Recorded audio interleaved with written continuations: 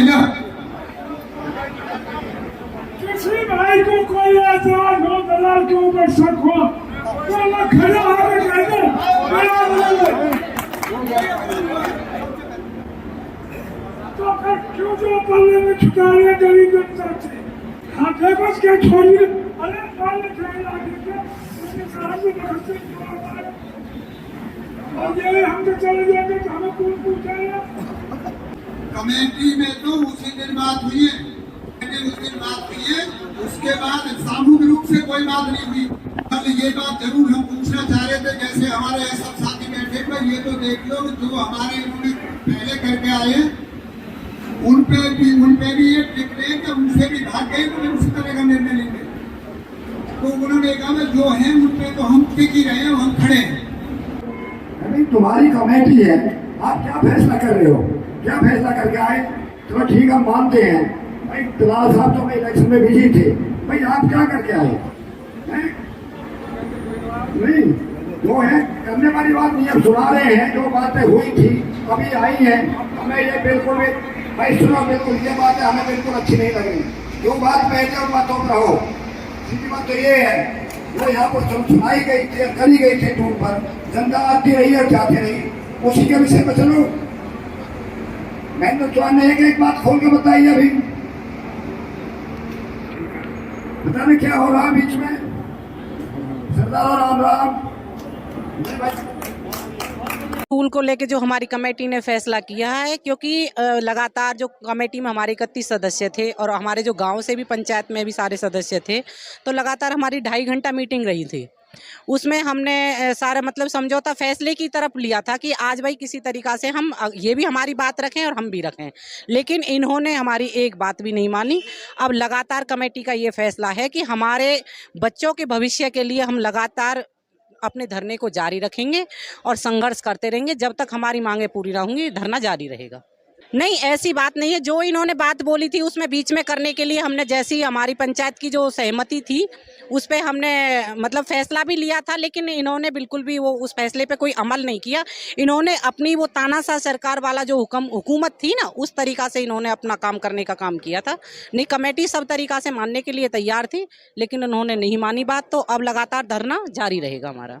देखिए, आज जो हमारी पंचायत बुलाई गई थी वो इसलिए थी कि पहले 22 तारीख को अप्रैल को एक पंचायत बुलाई गई थी और गतपुरी गांव के पंचायत ने खड़े होकर के इलाके से ये कहा था कि हमारी ज़मीन पर कंपनी वालों ने और NHI ने ज़बरदस्ती कब्जा कर लिया और कोई पैसा नहीं दिया है।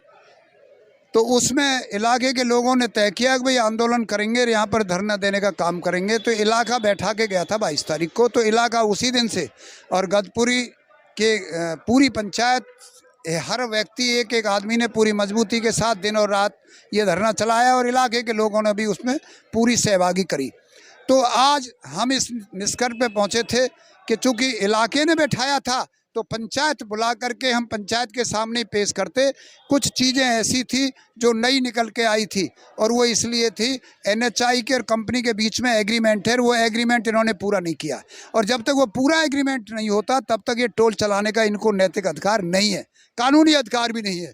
तो इसलिए इन्होंने अपने वो नहीं किया, हमने टोल का विरोध किया और आज हम ये चाह रहे थे कि हमारी डिमांड थी हमने रखी और आज हम चाह रहे थे कि निश्चित तौर से कि ये हमारे और इनके बीच में टकराव ना हो। इलाका ये जो ब्रिज का क्षेत्र है इसमें सदा ऐसे योद्धा हुए हैं जिन्होंने आन और मान शान को ऊपर रखा है, लेकिन कभी अपनी पगड़ी को इस इलाके की को झुकने नहीं दिया।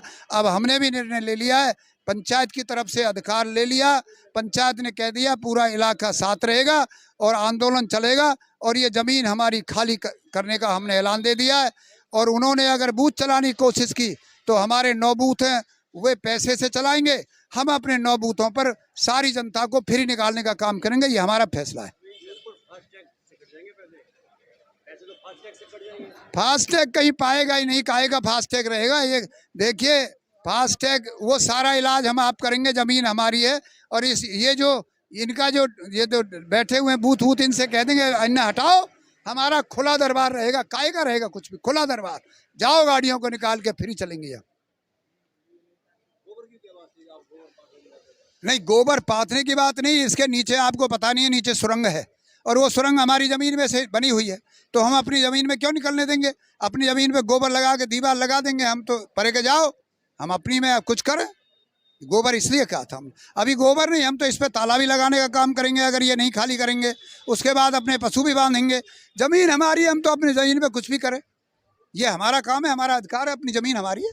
गतपुरी गांव की ज़मीन को की ज़मीन है, ये हमारा अपना अधिकार है। सरकार के संरक्षण में कंपनी ने ग्राम गतपुरी की पंचायती ज़मीन पर नाजायज़ टोल स्ट्रक्चर बनाए हुए हैं।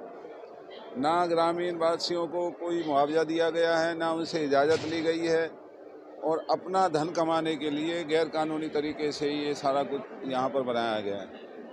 तो हमने उनको ये कहा कि भाई आप ऐसा गैरकानूनी काम कैसे कर सकते हैं, लेकिन भारतीय जनता पार्टी के नेताओं की जेबों को उन्होंने भर रखा है। जिला प्रशासन हमारा बिका हुआ है, पुलिस और ज़िले के तमाम अधिकारी इनके दासी बने हुए हैं। ये सरकार की नहीं, इस कंपनी की नौकरी कर रहे हैं। तो आपने सुना होगा हमारी पंचायत का जो फैसला है कि जब तक गतपुरी गांव के ज़मीन का मुआवजा नहीं मिलेगा, जो 5 साल से गैरकानूनी स्ट्रक्चर बना हुआ है इसका मुआवजा अलग से नहीं मिलेगा, जब तक ये बल्लभगढ़ का जो पुल है जो 4 लेन का है इसको 6 लेन का बनाने का कोई ठोस प्रमाण नहीं दिया जाएगा, और पलवल में जो 4 लेन का पुल है उसके जो जाम लगते हैं उनका समाधान नहीं किया जाएगा, तब तक इस कंपनी को टोल लेने का कोई कानूनी अधिकार नहीं है। ये गुंडागर्दी, डर और भय बनाने की कोशिश कर रहे हैं, तो वो हमारी पंचायत का निर्णय है कि सारा इलाका मिल कर के इस गुंडागर्दी का मुकाबला करेगा। और जब तक लोगों को न्याय नहीं मिलेगा, अगर ये 6 लेन प्रोजेक्ट शर्तों के मुताबिक बनाया हुआ होता तो हमें टोल देने में कोई इतराज़ नहीं था। हमारा इलाका इसलिए विरोध कर रहा है कि 12 साल पहले जाम में हम फंसे रहे, और अब सारी उम्र का जाम का इंतजाम इस कंपनी ने हमारे आने वाले बच्चों के लिए भी कर दिया है। जाम में ही रहना पड़ेगा, ऊपर से टोल और जबरन मांगते हैं। तो ये सारी बातें इस तरीके से नहीं चल सकती। दूसरा, जो अग्निपथ जो स्कीम के मार्फत जो यहाँ प्रदर्शन हुए और जो बच्चों पे मुकदमे बने, सरकार तुरंत उन मुकदमों को वापस ले, और जो गिरफ्तारी का भय बनाया जा रहा है उस भय को ख़त्म करे। और अगर नहीं करेंगे तो कल हमारा प्रदर्शन यहाँ है, फिर भी अगर नहीं माने तो उसमें भी हम इलाके की अलग से पंचायत बुलाएंगे पलवल के अंदर, क्योंकि उसमें सभी गांवों के तकरीबन हर बिरादरी के बच्चों का नाम FIR में आया हुआ है। तो अगर सरकार सोती हुई नींद से नहीं जागेगी तो वक्त आ गया इस सरकार का मुकाबला करना पड़ेगा। ये सरकार प्यार की भाषा नहीं मानेगी। हमारी पंचायत का फैसला ये है कि अगर ये टोल चलाने का काम करते हैं तो ये हमारे ज़मीन है, हम वाहनों को यहाँ से निकालने के लिए लोगों से कहेंगे भी बिना पैसे दिए यहाँ से निकलें। हमारी ज़मीन है, हमें ना सरकार रोक सकती है ना कंपनी रोक सकती है। फास्टर लगा हुआ है ये, तो यहाँ तो हम किसी को रुकावट पैदा ही नहीं होने देंगे ना। इसका नहीं, हमने दूसरा आपने ऐलान सुना होगा कि इस बिल्डिंग में ही है ना सब कुछ। ये बिल्डिंग भी नाजायज़ कब्जे से बनी हुई है, तो हमने कहा इस बिल्डिंग को खाली करो।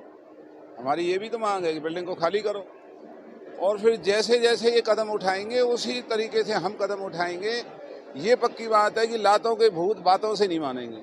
अभी हमने 3 घंटे उनको हर तरीके से समझाने की, मनाने की कोशिश की, लेकिन वो शायद समझते हैं कि इलाके में थोड़ी फूट डालने में कामयाब हो गए थे, तो शायद उस फूट से इनका कोई फ़ायदा हो जाएगा। लेकिन वो फूट जो है उसको ख़त्म कर दिया गया है, और अब कोई भी व्यक्ति इस कंपनी के किसी भी अधिकारी से बात नहीं करेगा। जो भी फैसला करना है वो इलाके के लोग करेंगे। पहले की तरह धरना जारी रहेगा, और धरने के साथ साथ जैसी गतिविधि ये करेंगे उससे दुगनी गतिविधि हम करेंगे।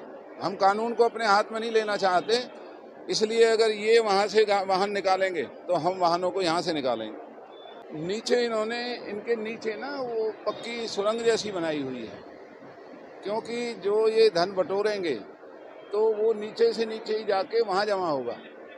तो यहाँ ये हमारी ज़मीन है, 9 जो टोल स्ट्रक्चर हैं ये पंचायत की ज़मीन में बाकायदा गवर्नमेंट ने पैमाइश कराई है। लेकिन इस सरकार और प्रशासन को लानत है कि गरीब के घरों में तो पीला पंजा चला देते हैं, किसी का छोटा सा भी हो वहाँ चले जाते हैं, मुकदमे दर्ज करते हैं। यहाँ पंचायत की ज़मीन पे कब्जा हो रहा है, उनके खिलाफ कार्रवाई ना करके उल्टा इलाके के लोगों को ही डराने और धमकाने का काम किया जा रहा है। क्योंकि उस डीएसपी ने वहाँ लाठीचार्ज जबरन कराया। अगर वो लाठीचार्ज ना करता तो वहाँ कोई हिंसात्मक घटना नहीं होनी थी। उसके लाठीचार्ज के बाद फिर नौजवानों में गुस्सा आया है, तो डीएसपी के खिलाफ कार्रवाई करें। उसने गैर कानूनी तरीके से लाठीचार्ज क्यों करवाया, उसकी जांच करें कौन था वो। अब तक अगर आपने हमारे चैनल को सब्सक्राइब नहीं किया तो नीचे जो आप देख रहे हैं वैभव क्रांति न्यूज, इसको आप सब्सक्राइब कीजिएगा, फिर उसको लाइक कीजिए, फॉलो कीजिए और उसके बाद एक कमेंट करते हुए शेयर भी कीजिए। बहुत बहुत धन्यवाद। जय हिंद, जय भारत।